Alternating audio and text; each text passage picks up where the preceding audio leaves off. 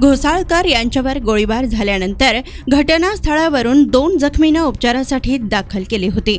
उपचारांती त्यांचा मृत्यू झालाय, तर घटनास्थळावरून पुरावे संकलित करण्याचे काम पोलीस पथक करीत आहेत। गोळीबारासाठी वापरण्यात आलेल्या शस्त्रांचे स्रोत आणि त्यांची कायदेशीर मान्यता याची खात्री करतोय। फेसबुक लाईव्ह आणि इतर काही पुरावे तपासाचे घेतले जातील, अशी माहिती यावेळी पोलिसांनी दिली आहे।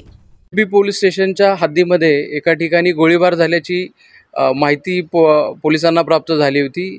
या ठिकाणावर गेल्यानंतर 2 जखमींना येथून हॉस्पिटलमध्ये भरती करण्यात आलं होतं आणि या दोन्ही जखमींचा मृत्यू झालेला आहे आणि याबाबतचा तपास आणि पुढची कायदेशीर कारवाई ही करण्यात येत आहे।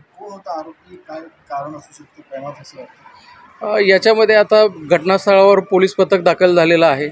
याच्यामध्ये फायरिंग करणारे, जखमी आणि इतर बाबींचाही तपास केला जात आहे। घटनास्थळावर मिळणारे पुरावेही संकलित केले जात आहे आणि याच्या आधारावर पुढचं इन्व्हेस्टिगेशन केलं जाईल।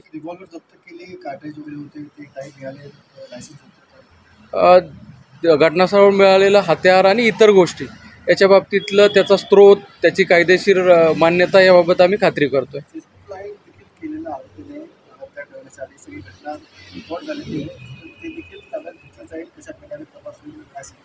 हे फेसबुक लाईव्ह आणि इतर जे पुरावे मिळतील ते तपासामध्ये घेतले जातील आणि त्याच्या आधारेच पुढचा तपासही केला जाईल।